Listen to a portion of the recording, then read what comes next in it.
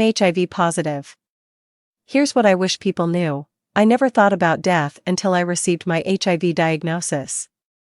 I had made plans to get my degree, start my career, get married, and possibly have children.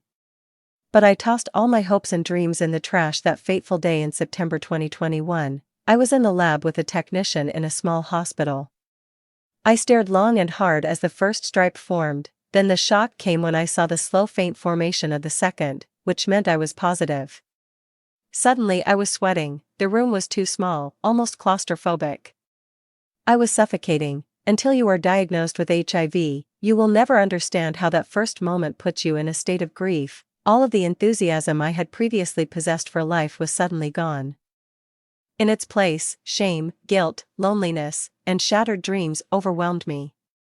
I thought I would be dead within a few years, so why make any plans at all? Instead of grieving a lost loved one, you grieve for yourself. Denial, anger, bargaining, and depression all take over the smidgen of hope you might feel. Sadly, because of enduring stigma, society has made it so that to most people living with HIV, PLWH, acceptance remains a continuous journey that takes a much longer time than it should. It took me 1.5 years to accept that HIV could not limit me. Your world is still vast, my counselor promised. You can get the career you want, be in that relationship you dream of, and even have children. All you need to do is adhere to your medication. It took me some time, but eventually I learned that she was right.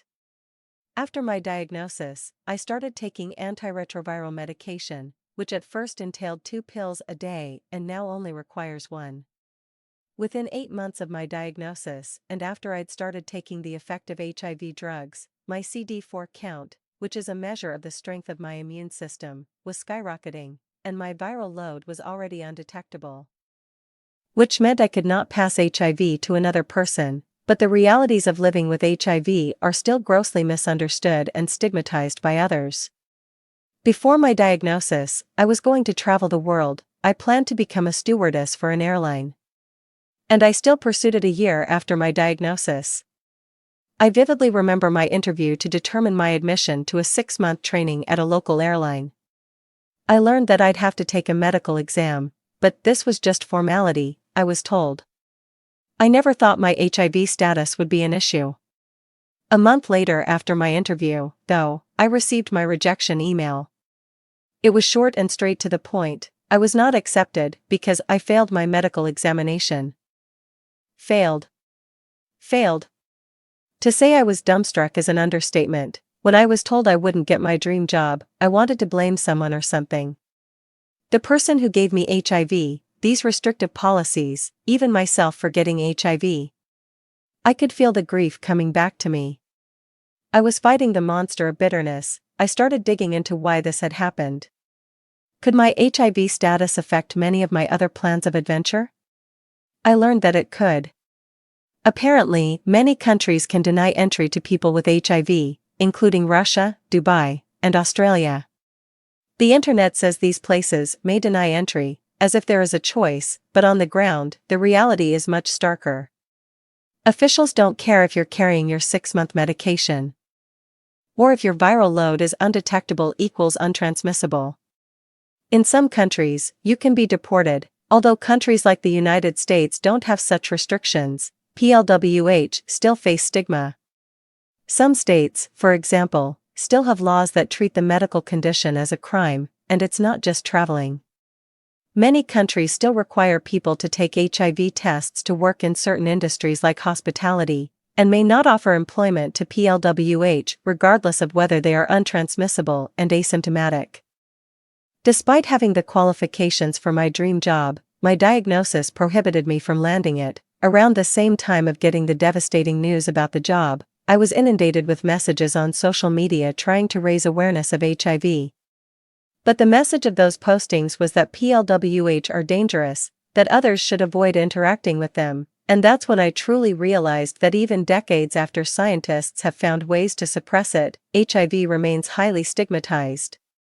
The fact that it is still highly stigmatized means that HIV rates have been rising in the last decade, something that should absolutely not be happening. No country with access to antiretroviral therapy should be reporting new infections. And countries should have reached the UNAIDS 90-90-90 treatment target, which aimed, by 2020, to have 90% of all people living with HIV to know their status, 90% of all people diagnosed with HIV receiving antiretroviral therapy, and 90% of people receiving ARV therapy having viral suppression. But the global community failed to meet all three goals. I have experienced firsthand society's hatred toward PLWH, instead of the disease itself. People warn others about us, laugh at us. In most postings about HIV that I have seen online, social media users openly discuss PLWH as people to be avoided and cast out, but amid the rejection and hatred, I can feel the fear. 2. The fear that being HIV is a death sentence. It was the same fear I had before I ever thought I could be directly affected. It is this feeling that can keep individuals ignorant of how HIV actually works. Despite all the stigma, I must say I am luckier than most. My partner is among the kindest individuals I have been blessed to know. He always takes the initiative to continue to learn about the virus as much as he can. I never feel any stigma coming from him, I never feel unloved. We also have plans to start a family soon. We can, he tells me.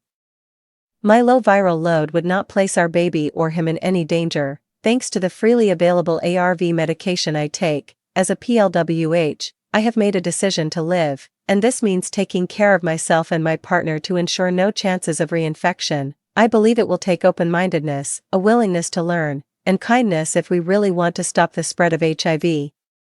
Choosing to use supportive rather stigmatizing language and policies is how we begin to reach the 90-90-90 goal. My partner has shown me that it is possible to have an open conversation and take initiative to educate yourself instead of spreading fear, hate, and panic. Only then will more people be willing to disclose their HIV status, seek testing, and adhere to treatment without fear of social consequences. It is a pity we have not grasped the enormity of this yet.